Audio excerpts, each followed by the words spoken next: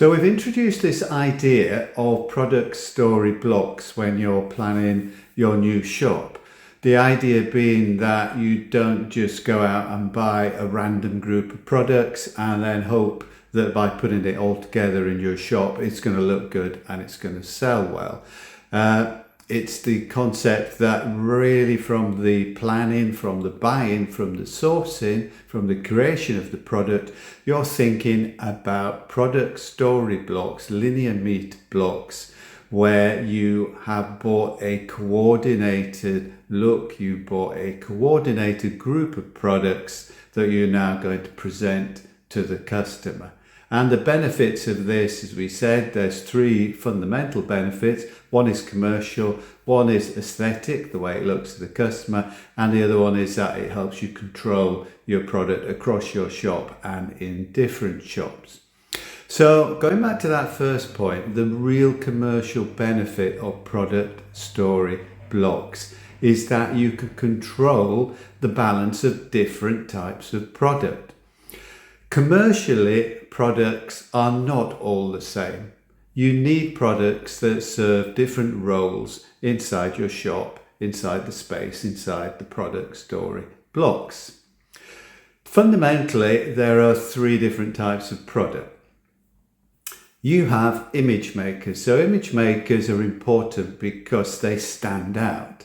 They attract customers into your shop, they attract customers to different displays and to these product story blocks. That's the great thing about image makers. And it could be, they catch the eye because they're in trend, because of the color, because maybe it's your latest design that you have. But usually they're a bit out there, but they're important to actually catch attention. So that's the good thing, they catch attention and they make people notice you, but usually because there's more design or sourcing that goes into this product, they tend to be more on the expensive side, or they tend to generate less margin for you as a brand and a retailer. So they're important visually, but in terms of your overall profit, they're probably not going to be as important as other groups. Second main group of product is core or volume lines. People call them different things. So these are the products which are perennial, basically without much change, maybe the odd tweak every season. They sell and sell, and they're kind of staple parts of people's lives, people's wardrobes. So these are great because they will sell. Generally speaking, they're going to give you a high margin because they don't change that much. They don't need that much design input each time. So that's great. But you can't fill your shops with them, despite the fact that they make money for you, because a shop full of basic core product is going to look pretty dull and nobody's going to come in and look. So, that's core product. And then the third different type of product is planned bestsellers.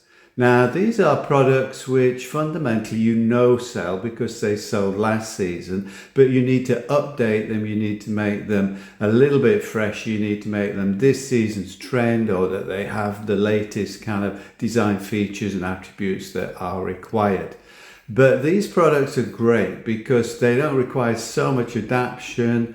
You're going to get pretty good margin, they're going to sell well, and you can sell them for a whole season and they'll still be relevant to a customer. So these are the three different types of product: the image maker, the core product, volume line, and these planned bestsellers. And you need to balance these three different types of product in the right kind of balance of numbers and quantities, but also in any product story block that you come about in your shop, you need to get that balance right. Image maker to attract, you need some volume in there to drive assured sales, and you need your planned bestsellers to create this story for the customer within this linear meter product story block.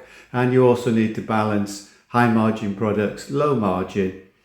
So altogether, you get people to come and shop, they're attracted, they think it's interesting, they see a range of products, they buy products which are going to make money for you because they've got a good margin. So that's the element when you're building your product story blocks, is to consider these three different types of product and to balance them so that emotionally and commercially you are displaying to the customer something which is really attractive and something which they want to buy from.